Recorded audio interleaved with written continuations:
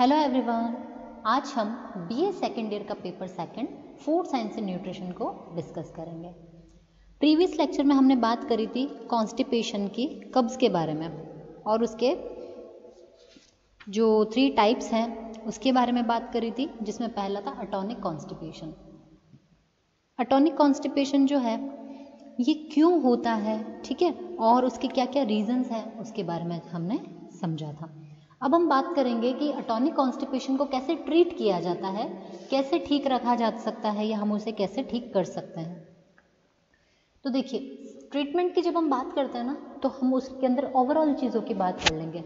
ये चाहे डाइट हो, चाहे हमारे लाइफस्टाइल से मॉडिफिकेशन हो, चाहे एक्सरसाइज हो, योगा हो, ठीक है, या फिर कुछ हैबिट्स को हमें अगर छोड़ना हो, उन सब के बारे में हम समझेंगे। तो सबसे पहला इसका जो हमारा ट्रीटमेंट या हम जो उपचार इसका कर सकते हैं वो हाइड्रेट योरसेल्फ।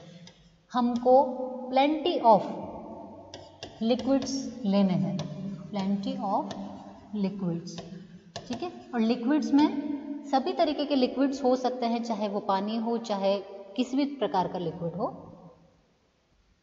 जैसे मिल्क है, मिल्क के अलावा जैसे जूसेस हो गए हैं, छाछ हो गई है, लस्सी हो गए हैं, ये सभी चीज़ें भी लिक्विड के अंदर ही कंसीडर की जाती हैं। इसके अलावा सूप्स हैं, है ना, ये सभी भी हमारे को क्या करते हैं, हाइड्रेट करने का काम करते हैं, क्योंकि इनके अंदर क्या होता है, लिक्विड मीन्स जो वाटर होता है, इनका बेस वाटर का अमाउंट अच्छा होता है इन सब चीज़ों में, ठीक है। तो हमको क्या करना है, ज़्यादा से ज़्यादा लिक्विड्स को कंज्यूम करना है, ज़्यादा से ज़्यादा हमको अपने आप को हाइड्रेट करना है। जब हम हाइड्रेटेड रहेंगे ना तो कॉन्स्टिपेशन नहीं होगा। क्यों? क्योंकि क्या है कि जो स्टूल है, वाटर क्या करता है, इसको सॉफ्ट बनाने का काम करता है, ठीक है। और वो किसकी हेल्प से करता है, जब हमारे डाइट के अंदर फाइबर होता है। तो अगर सपोज हम डाइट में फाइबर तो खा रहे हैं, लेकिन अगर हम खुद को हाइड्रेट नहीं रखते हैं, लिक्विड या वाटर नहीं लेते हैं, तो हमारा जो स्टूल है वो सॉफ्ट नहीं हो पाएगा, बल्कि नहीं हो पाएगा, ठीक है। सेकेंड, हमको जो चीज़ ध्यान में रखनी है, use of fibre in the diet, ठीक है। यह फाइबर को हमको ऐड करना है हमारे डाइट के अंदर। देखिए, कल भी हमने बात करी थी प्रीवियस लेक्चर में कि फाइबर्स कैसे हेल्प करते हैं। तो फाइबर क्या कर रहे हैं, देखिए, जैसे कि झाड़ू होती है ना, ऐसे बहुत सारे उसके ऊपर रेशे रहते हैं, ठीक है। तो वो क्या करती है, अच्छे से डस्टिंग कर देती है। हमारे जैसे ब्रश है, टूथ ब्रश, उसमें भी फाइबर्स ही तो होते हैं, ब्रिसल्स जो होते हैं, तो वो क्या करते हैं, क्लीनिंग का काम करता है। तो उसी तरीके से जो हम डाइट में फाइबर लेते हैं ना, तो वो भी क्या करते हैं, हमारी जो इंटरनल लाइनिंग्स होती हैं इंटेस्टिन्स की, ठीक है, उन सभी को क्लीन करने का काम करते हैं। वहाँ पर भी उसकी दीवारों के ऊपर अगर किसी भी तरीके का अवशेष या कोई भी छोटी छोटी चीज़ें या गंदगी चिपकी हुई है ना, तो ये क्या करता है, प्रॉपरली जिसके ब्रिसल्स होते हैं, ये इन सब को क्लीन करके और इसको एकदम स्मूथ और सॉफ्ट करने का काम करता है, ठीक है। साथ ही साथ में फाइबर क्या करता है, देखिए, फाइबर एक तो क्या काम कर रहा है, क्लीनिंग का काम कर रहा है, राइट। सेकेंड, फाइबर क्या करता है अपना काम, वो होता है स्टूल को सॉफ्ट बनाने का काम करता है, ठीक है, और स्टूल को बल्की बनाता है, ठीक है। क्या होगा कि जब हम डाइट में फाइबर लेते हैं ना, तो जो स्टूल है उसका अमाउंट बढ़ जाएगा, ठीक है। और साथ ही साथ में फाइबर की प्रेजेंस की वजह से जो वाटर होगा ना, वो स्टूल अच्छे से कैरी कर पाएगा। तो उसके अंदर भी अगर वाटर होगा तो जो स्टूल होगा वो बिल्कुल सॉफ्ट हो जाएगा। तो इसका डिफिकेशन जो है बॉडी से वो बहुत ही आसान हो जाएगा, ठीक है। इसलिए फाइबर का यूज़ करना डाइट में बहुत ज़रूरी है। इसके अलावा जो फाइबर्स होते हैं, इसमें विटामिन बी कॉम्प्लेक्स बहुत अच्छी मात्रा में पाए जाते हैं, ये हमें अच्छे से ध्यान रखना है। तो विटामिन बी कॉम्प्लेक्स की भी कॉन्स्टिपेशन के दौरान कमी हो जाती है, क्योंकि ये फाइबर्स में ही प्रेजेंट है और व्यक्ति फाइबर का कंजप्शन नहीं करता है, इसलिए, ठीक है। तो हमें फाइबर्स को यूज़ करना ही है। नेक्स्ट है रेगुलर एक्सरसाइज। अब देखिए, एक्सरसाइज सबसे ज़्यादा इंपॉर्टेंट होती है हमारी लाइफ के लिए, ठीक है। देखिए, अटोनिक में हम क्या बात कर रहे हैं, मसल्स का जो टोन है वो कैसा हो जाता है, डिक्रीज हो जाता है ना। मसल टोन जब डिक्रीज हो रहा है ना, तो क्यों हो रहा है, क्योंकि हमारी पूरी बॉडी की सेल्स जो है वो एक्टिव नहीं है ना। जो मसल्स हैं उनके अंदर प्रॉपर ब्लड सप्लाई नहीं हो रहा। तो जब हम रेगुलर एक्सरसाइज करते हैं तो क्या होता है, हमारी बॉडी के अंदर ब्लड का फ्लो बढ़ता है, ऑक्सीजन का अमाउंट बढ़ता है, तो जो मसल टोन है, ठीक है, ये भी कैसा होता है, इंक्रीज हो जाता है, ठीक है, ये भी बढ़ जाता है। और जब मसल टोन बढ़ता है तो हमारी बॉडी की जितने भी फंक्शंस होते हैं वो बहुत ही अच्छे से परफॉर्म हो पाते हैं। जो मसल्स होती है वो अच्छे से प्रोपलेशन का जो उसका फंक्शन होता है या फूड को प्रोपेल करना, जिसको हम कहते हैं धकेलना या आगे धक्का देना, वो काम बहुत अच्छे से कर पाती है। तो रेगुलर एक्सरसाइज जो है ये मसल टोन को इंक्रीज करने में हेल्प करती है, इसलिए रेगुलर एक्सरसाइज बहुत ज़रूरी होती है। नेक्स्ट होती है मॉर्निंग वॉक।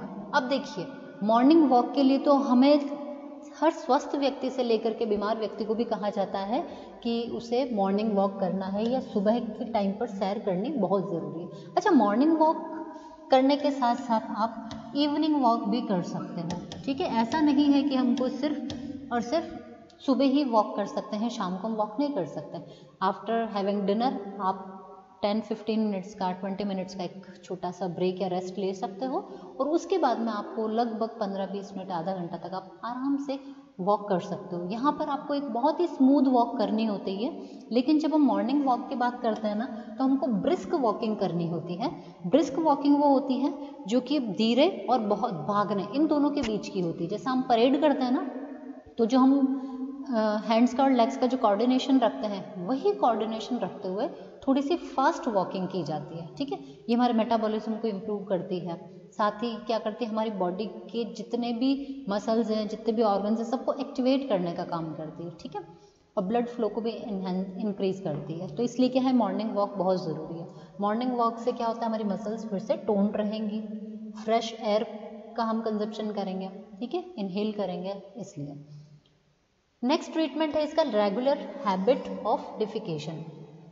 देखिए, ये हैबिट ज़्यादातर बच्चों में होती है या फिर उन लोगों में होती है जो बहुत ही ज़्यादा, जिनका बिजी स्केड्यूल रहता है, ठीक है। जैसे अगर हम छोटे बच्चों की बात करें तो हम देखते हैं बहुत छोटे हैं, स्कूल जाते हैं, तो मॉर्निंग के टाइम पर जब उनकी मदर उनको उठाती है ना, तो स्कूल के बच्चे नहीं उठते हैं सुबह सुबह, है ना, मॉर्निंग टाइम में, तो वो लेट उठेंगे और स्कूल जाना है तो फटाफट से रेडी होकर के स्कूल चले जाएंगे। डिफिकेशन का प्रोसेस तो उन्होंने किया ही नहीं, ठीक है। अब वो पूरा दिन स्कूल में रहे, ठीक है, अगर, और बच्चे हमें पता है पानी पीने का ध्यान नहीं रखते, खाने का ध्यान नहीं रखते, बहुत ही फॉल्टी फूड हैबिट्स होती है बच्चों की, ठीक है, जिसकी वजह से क्या होता है कि जो स्टूल है वो पेट में रहते रहते वो हार्ड हो जाता है, उसका जितना भी मॉइस्चर होता है ना वो बॉडी वापस ले लेती है, ठीक है। तो पहला प्रॉब्लम तो हो गया ये। दूसरा, कई लोगों की हैबिट होती है लेट नाइट सोना, ठीक है, और फिर जब जो आदमी लेट सोएगा वो सुबह भी लेट उठेगा, फिर ऑफिस की भाग दौड़, घर का काम, बहुत सारी चीज़ें हैं, या हमारे बहुत सारे प्रोमिसेस ऐसे होते हैं जिसके चक्कर में हम खुद को कई बार टाइम नहीं दे पाते हैं, ठीक है। तो जो हमारी इर्रेगुलर स्लीप साइकिल होता है, ठीक है, या वेकअप साइकिल जो है, ये क्या करता है, बहुत डिस्टर्ब करता है हमारे डिफिकेशन को, ठीक है। तो डिफिकेशन का ध्यान रखना है कि रेगुलरली हमारे को इसकी हैबिट बनानी है और स्टूल पास आउट करना ज़रूरी है, नहीं तो ये भी कॉन्स्टिपेशन को कॉज करता है। नेक्स्ट है यूज़ फाइबर रिच फ्लावर, ठीक है। हम जो आटे का यूज़ करते हैं, देखिए इसके पहले हमने बात करी थी फाइबर रिच डाइट हमको खानी है या हमको फाइबर एनहेंस करना है डाइट में, तो देखिए उसमें तो हम क्या करते हैं कि जैसे फ्रूट्स हैं वो छिलके समेत खाते हैं, जूसेस प्रेफर नहीं करके होल फ्रूट खाएंगे, होल वेजिटेबल्स खाएंगे। हम जो सूप पीते हैं वो हम स्ट्रेन्ड सूप नहीं पी करके और जो पल्प वाला सूप होता है वो पीना प्रेफर करेंगे, ठीक है। लीफी वेजिटेबल्स का यूज़ करेंगे इन, और जितनी भी हम दालें खाते हैं उनका भी हम छिलका खाएंगे। यहाँ हम क्या करेंगे, फ्लावर की हम बात करते हैं तो हम देखते हैं कई बार लोग बिना चोकर का आटा कंज्यूम करते हैं, वो बिल्कुल मैदे के जैसा होता है, जिसको कि आप रिफाइंड काइंड ऑफ फ्लावर कह सकते हो, ठीक है। और कई लोग रिफाइंड फ्लावर का भी यूज़ करते हैं। जैसे आपका जितना भी जंक फूड होता है ना, आप देखेंगे कि वो सारा का सारा रिफाइंड उससे ही बनता है।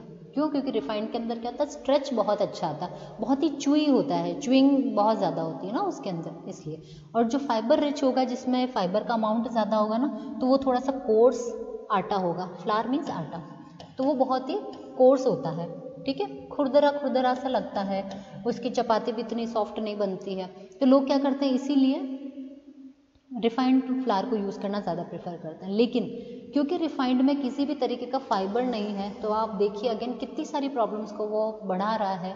ठीक है, स्टूल रिलेटेड प्रॉब्लम्स है, आपके पेट की क्लीनिंग नहीं हो रही है, विटामिन बी कॉम्प्लेक्स नहीं मिल रहे हैं, बॉडी हाइड्रेटेड नहीं रह पा रही है, ऐसे बहुत सारी चीज़ें होती हैं। ठीक है, इसलिए फाइबर रिच फूड के साथ साथ में हमको फ्लावर भी फाइबर रिच ही यूज़ करना है। तो हमको हमेशा पैकेट अगर मार्केट का आप लेते हैं तो उसके ऊपर देखिए होल व्हीट फ्लावर लिखा हुआ होना चाहिए उसके ऊपर। ठीक है, रिफाइंड व्हीट फ्लावर नहीं लिखा हो, इस चीज़ का आप अच्छे से ध्यान दें।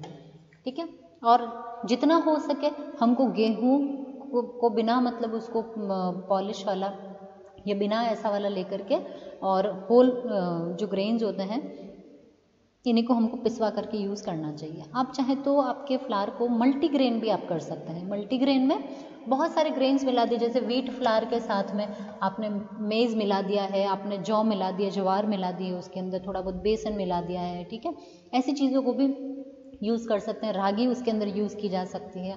तो ये सभी फाइबर रिच ग्रेन्स होते हैं।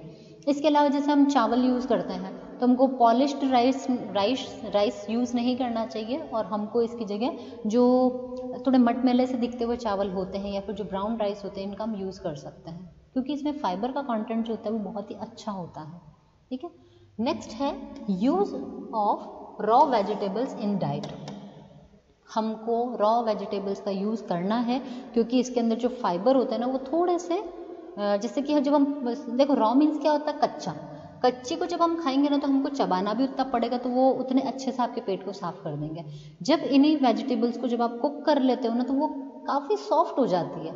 ठीक है, तो वो तो उन लोगों के लिए अच्छी जिन लोगों का दांतों का प्रॉब्लम है, उन लोगों के लिए है ना। लेकिन जिन लोगों के दांतों का कोई प्रॉब्लम नहीं है, ठीक है, यंग एज के जो होते हैं, बच्चे जो होते हैं, उनको रॉ वेजिटेबल्स ज़रूर से कंज्यूम करने चाहिए। जैसे कि आप कैरेट खा सकते हो, ऑनियन ले सकते हो, ठीक है, क्यूकम्बर ले सकते हो और टमाटो ले सकते हो। ऐसी बहुत सारी वेजीज होती है, जैसे कई लोग कैबेज भी प्रेफर करते हैं। ठीक है, तो लेट्यूस होता है। इन सभी को लेकर के आप क्या कर सकते हैं, कोई सैलड्स बना सकते हैं, इनमें फ्रूट्स को भी इनकॉर्पोरेट कर सकते हैं। तो कोशिश कीजिए कि हम पूरे दिन की जो डाइट लेते हैं ना उसमें हमारी जो एक मील होता है वो रॉ वेजिटेबल्स का होना चाहिए, चाहे वो 1 प्लेट ऑफ सैलड हो, 1 बोल ऑफ फ्रूट्स हो, कोई फ्रूट चाट के फॉर्म में ले सकते हैं। ठीक है, लेकिन कोशिश कीजिए कि रॉ वेजिटेबल्स ज़रूर से ज़रूर हमारी डाइट में जानी चाहिए। ठीक है, क्योंकि इसके अंदर फाइबर का अमाउंट बहुत ही अच्छा होता है।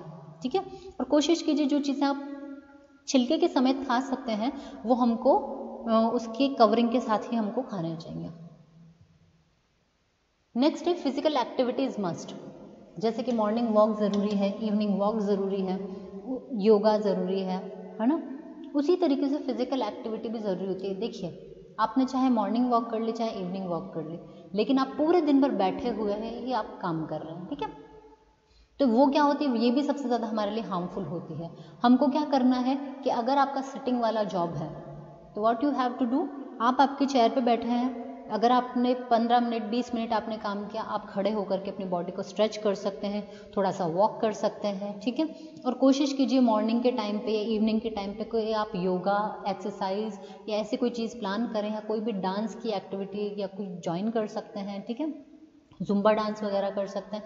तो ये चीज़ें क्या करती है, हमारी जो फिजिकल एक्टिविटी होती है उसको बढ़ाती है। अच्छा, फिजिकल एक्टिविटी में हम लोग बहुत सी अपनी हैबिट्स को भी सुधार सकते हैं। जैसे हमारी आदत होती है कहीं हमको फर्स्ट से सेकंड थर्ड फोर्थ फ्लोर पे जाना है, तो हम क्या करते हैं, लिफ्ट का यूज़ करते हैं। तो आपको क्या करना है, हमेशा प्रेफर कीजिए कि आप सीढ़ियों से चढ़ते हैं ऊपर। ठीक है, तो ये आपके ये भी फिजिकल एक्टिविटी का पार्ट है। आप जब सुबह के टाइम पे आप साइकिलिंग कर सकते हैं। ठीक है, तो ये भी आपकी एक फिजिकल एक्टिविटी का पार्ट, थोड़ा रनिंग कर सकते हैं, और जितना हो सके आप पैदल घूमने की अपनी आदत डालें। ठीक है, हमको व्हीकल्स को ज़्यादा प्रेफर नहीं करना है। अगर हमको 1 to 2 किलोमीटर्स का अगर कहीं पे थोड़ा सा डिस्टेंस है तो हम चाहें तो हमको पैदल जाना चाहिए, ताकि वो क्या है, हमारी फिजिकल एक्टिविटी में काउंट होता है। ठीक है, साथ ही आप जो घर का काम करते हैं उसके लिए हमें कोशिश करनी चाहिए कि हम कम से कम दूसरे जो गैजेट्स हैं या फिर जो दूसरी मशीन्स हैं इनका यूज़ हम कम करें, और हम फिजिकली उन काम को करें तो वो ज़्यादा अच्छा हमारे लिए होता है। ठीक है, नेक्स्ट है add more liquids in diet. आपको डाइट में ज़्यादा से ज़्यादा लिक्विड्स को ऐड करना है, ठीक है। जैसा कि हमने पहले बात करी, लिक्विड तो हम हाइड्रेट रखना है हमको, तो उसी तरीके से लिक्विड जितने हो सकते हैं। तो देखिए आप कोशिश कीजिए कि आप दाल वगैरह बनाते तो रसे वाली आप दाल बना सकते हैं, सब्जियां आप रसे वाली बना सकते हैं। तो ये क्या करती है, आपकी डाइट के अंदर लिक्विड का अमाउंट को सही करती है। और साथ ही जो आप फूड खाते हैं ना, वो बहुत ही ईजीली आपके लिए मतलब डाइजेस्टेबल होता है, साथ ही च्यूइंग प्रोसेस भी आपकी बहुत आसान रहती है, ठीक है। तो हमको लिक्विड ज़रूर से लेना है।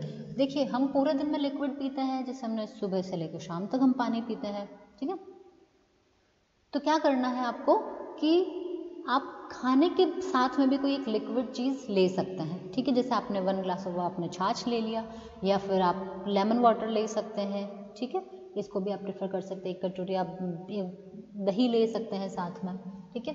कोशिश हमेशा ऐसे कीजिए कि एक नॉर्मल पर्सन को 2.5 to 3 लीटर्स तक एक दिन का लिक्विड या वाटर जो होता है वो कंज्यूम करना है। इतना वाटर आपकी या इतना लिक्विड आपकी डाइट में होना चाहिए, ठीक है। तो हमारा जो एक ग्लास होता है ये लगभग 200 ml का या फिर 250 ml तक का होता है। तो आप उसको काउंट कर लीजिए, या फिर आप एक बड़े बॉटल में को काउंट कर लीजिए कि उसमें अमाउंट देख लीजिए उसका कि उसका वॉल्यूम कितना है, ठीक है। उसमें कितना पानी आ जाता है और उसके अकॉर्डिंग आप आपका मेजर करते जाइए, पानी पीजिए, ठीक है। तो कॉन्स्टिपेशन की जो प्रॉब्लम होती है उससे बहुत जल्दी वो आपको दूर हो जाएगी। नेक्स्ट है stay away from mental stress. अब देखिए मेंटल स्ट्रेस जो है ना वो हर बीमारी की जड़ है ना। मेंटल स्ट्रेस बहुत ज़्यादा समस्या या नुकसानदायक होता है। जितना हम स्ट्रेस लेते हैं हमारा जो गट होता है, हमारा जो डाइजेस्टिव सिस्टम होता है, ये बहुत जल्दी उससे अफेक्ट हो जाता है, ठीक है। तो जो लोग बहुत ज़्यादा टेंशन स्ट्रेस करते हैं ना, आप देखिए उनकी डाइजेशन जो प्रोसेस होती है वो कई बार स्लो होती है, ठीक है। साथ ही साथ में डाइजेस्टिव जूसेस का जो सिक्रेशन होता है वो भी अफेक्ट होने लग जाता है, ठीक है। तो हमको क्या करना है, टेंशन स्ट्रेस नहीं लेना है। कई बार हम ऐसी टेंशन या स्ट्रेस लेते हैं हम खाना मील्स को भी स्किप करना शुरू कर देते हैं। कभी कोई व्यक्ति हो जाए तो मील को बहुत ज़्यादा मात्रा में खाना भी कोई लोग शुरू कर देते हैं, ठीक है। तो मेंटल स्ट्रेस जो है ये कहीं ना कहीं हमारे डाइजेशन के ऊपर बहुत ही नेगेटिव इफेक्ट डालता है, ठीक है। तो हमको हमेशा दूर रहना है, खुद को उससे दूर रखने का काम करना है। नेक्स्ट है take 1 to 2 glass of lukewarm water empty stomach. आप जब सुबह सुबह उठते हैं ना, आपको पता है कि आपको कॉन्स्टिपेशन का प्रॉब्लम होता है या हो सकता है, या आप उससे दूर रहना चाहते हैं, तो आपको क्या करना है, सुबह जब आप उठते हैं, उठने के बाद में एम्प्टी स्टमक है आप अभी उसी टाइम आप चाहे तो 1 ग्लास चाहे तो आप 2 ग्लास हल्का सा गुनगुना जो पानी होता है वो आप पी सकते हैं, ठीक है। तो ये क्या करता है, हमारे पेट को क्लीन करता है, और साथ ही क्योंकि ल्यूक वार्म है, थोड़ा सा गर्म है, और हमारी बॉडी जो होती है अंदर से इसका भी टेम्परेचर थोड़ा सा नॉर्मल गर्म सही होता है अंदर से। तो आप क्या करेंगे, जब ये लेंगे ना तो हमारी जो बॉडी की मसल्स है वो थोड़ी सी एक्टिव हो जाती है, और जितनी भी गंदगी है वो सारी बाहर निकल जाती है उस टाइम तक, ठीक है। और ये थोड़ा सा प्रेशर भी डालती है आपके गट के ऊपर। इसलिए हमें हमेशा ध्यान रखना है कि हमको कभी भी चिल्ड वाटर नहीं पीना है, ठीक है। ये जो चिल्ड वाटर हम पीते हैं ना, आपने कभी इस चीज़ को नोटिस किया होगा कि जब आप किसी भी, जैसे कि आपने एक आटा लगाया है, एक मैदे का आप थोड़ा सा आटा लगा के उसकी आप एक बॉल बना लीजिए, ठीक है।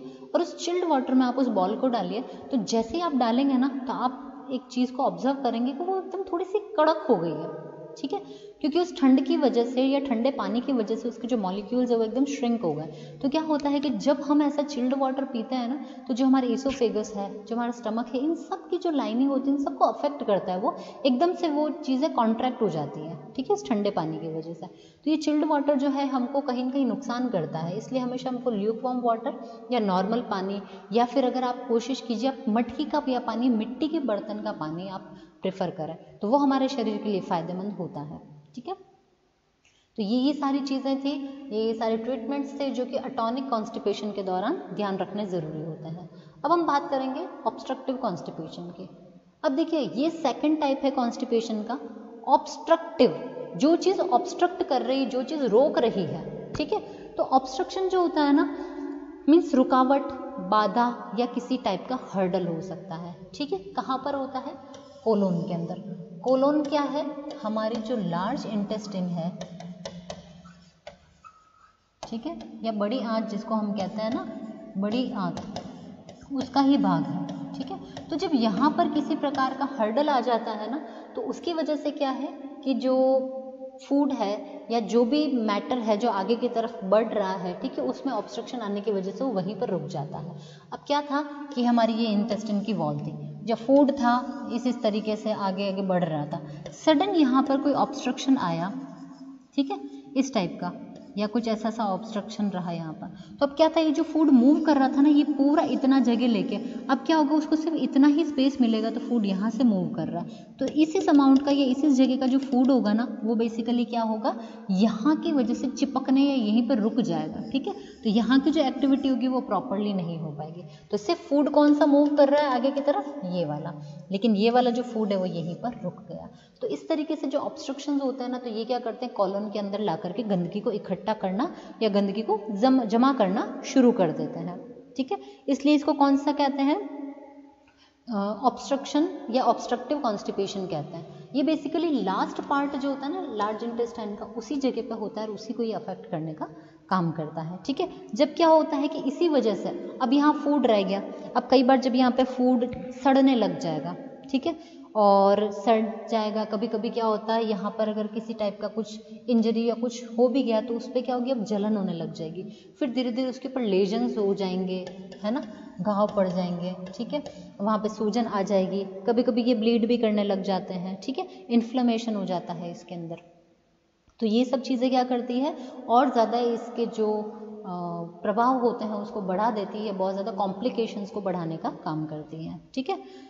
जो ऑब्स्ट्रक्टिव कॉन्स्टिपेशन है, इसके भी बहुत सारे रीज़न है या इसके बहुत सारे कॉजेज हैं, ठीक है, हम बात करेंगे कॉजेज की, कॉजेज ऑफ ऑब्स्ट्रक्टिव कॉन्स्टिपेशन। अब देखिए ऑब्स्ट्रक्टिव कॉन्स्टिपेशन के कितने टाइप या कितने रीजंस होते हैं, ठीक है। देखिए सबसे पहला तो होता है कि हमें पता है कि यहाँ पे किसी टाइप का इन्फेक्शन हो गया है ना, तो कि कुछ जो बैक्टीरियाज होते हैं, ठीक है, या फिर कुछ माइक्रो ऑर्गेनिजम्स होते हैं, इनकी ग्रोथ की वजह से क्या होता है, ऑब्स्ट्रक्टिव कॉन्स्टिपेशन हो जाता है, ठीक है। इसकी वजह से या फिर कभी कभी कोई बड़ी कोई लंबी बीमारी है, कोई